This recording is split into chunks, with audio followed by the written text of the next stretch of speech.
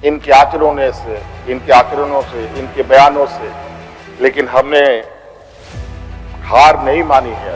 इनको लगता है कि मुझे जेल के सलाखों के अंदर डालकर ये अपने मंसूबे में सफल हो जाएंगे। ये झारखंड है अध्यक्ष महोदय, ये देश का एक ऐसा राज्य है जहां हर कोने में आदिवासी, दलित, पिछड़े वर्गों से अनगिनत सिपाहियों ने अपनी कुर्बानी देकर यहां के आदिवासी दलितों की जान बचाई। देश आजादी के सपने भी ये लोग नहीं देखते थे अध्यक्ष महोदय, तब से झारखंड के आदिवासी अपनी हक अधिकार की लड़ाई लड़ रहे हैं। ये तो बहुत बाद में आए, लेकिन बौद्धिक संपन्नता, आर्थिक संपन्नता, आज तक इन लोगों ने देश का गांधी टोपी नहीं पहना अध्यक्ष महोदय। ईडी, सीबीआई, इनकम टैक्स, जिनको देश के विशेष और काफी संवेदनशील व्यवस्थाएं कही जाती है, जहां करोड़ों रुपया, 12 लाख 14 लाख करोड़ रुपया डकार कर इनके सहयोगी विदेश में जाके बैठे हैं, उनका एक बाल बाका करने का औकात। नमस्कार, मैं अनुराग और आप देख रहे हैं जर्नलिस्ट कैफे का डिजिटल प्लेटफॉर्म। झारखंड में चंपई सोरेन सरकार ने विश्वास मत हासिल कर लिया है। उनकी सरकार एकजुट रही और गठबंधन में फूट नहीं पड़ी। विपक्षी एकता की जो राजनीति बिहार में बिखर गई थी, वही एकजुटता झारखंड में देखने को मिली। पूर्व मुख्यमंत्री हेमंत सोरेन ने ईडी और सीबीआई के डर को नकारते हुए खूब तीखा प्रहार किया। वहीं राहुल गांधी की भारत जोड़ो न्याय यात्रा अभी झारखंड में ही थी और बिहार में प्रवेश करने से पहले ही इंडिया अलायंस में फूट के डर से नीतीश कुमार ने पाला बदल दिया। वहीं झारखंड में विश्वास मत हासिल करने के बाद राहुल गांधी ने हेमंत सोरेन की पत्नी कल्पना सोरेन से मुलाकात की। आज मुझे किस लिए अरेस्ट किया गया अध्यक्ष महोदय?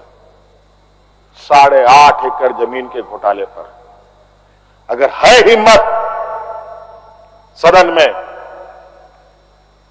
तो कागज पटक कर दिखाए कि 8.5 एकड़ का जमीन हेमंत सोरेन के नाम पर है। अगर होगा, मैं उस दिन से राजनीति से इस्तीफा दे दूंगा। अध्यक्ष महोदय, जब राजनीतिक रूप से ये नहीं सकते हैं, तो ऐसे ही बैकडोर से हमला करते हैं, पीठ पर हमला करते हैं। अध्यक्ष महोदय, मैं आंसू नहीं बहाऊंगा, आंसू वक्त के लिए रखूंगा। आप लोगों के लिए आंसू का कोई मतलब नहीं। आदिवासी दलितों का, पिछड़ों का, आदिवासी के आंसुओं का कोई मोल नहीं। वक्त आने पर हम इनके एक एक सवालों का जवाब और एक एक इनके षड्यंत्र का जवाब वक्त आने पर बड़ी माकूल तरीके से दिया जाएगा। एक्चुअली दुर्भाग्य है अध्यक्ष महोदय इस राज्य का, तथाकथित हमारे राज्य के ही कुछ लोग जो ऐसे सामंती विचार वाले के चरणों में जाकर के झुककर उनकी सेवा और पूजा अर्चना में लगे। नहीं तो इस राज्य की इतनी दुर्दशा नहीं होती अध्यक्ष। राज अलग हुए 23 साल हो रहे हैं, 24 साल हो गए अध्यक्ष महोदय। किसने सबसे अधिक राज किया इस राज्य में?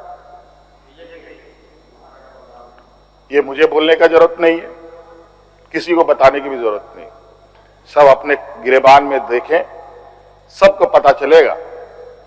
सदन में भाषण के दौरान हेमंत सोरेन ने अपने भाषण में कहीं से भी अपने चेहरे पर कमजोरी नहीं झलकने दी और न ही पार्टी के टूट जाने का डर उन्हें सता रहा था।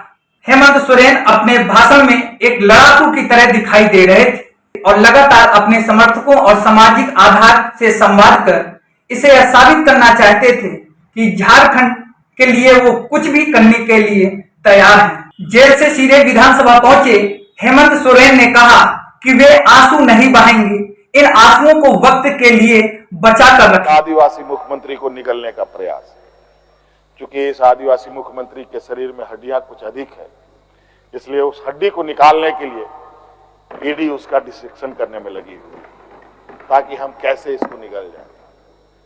लेकिन इतना आसान नहीं, गलती से गले में फंस गया तो पूरा का पूरा हाथड़ी फाड़ के बाहर। इस वजह से संभल के खाने का कोशिश कीजिएगा। वहीं सदन में भाजपा पर तीखा प्रहार करते हुए हेमंत सोरेन ने कहा कि आदिवासी के शरीर में हड्डियां बहुत होती हैं और गलत तरीके से ईडी और सीबीआई ने उसे मोर्चा संभाल लिया है और कहीं ऐसा ना हो कि यह हड्डी ईडी और सीबीआई के गले में फंस जाए, जिसके बाद उनकी आंखें बाहर निकल आए।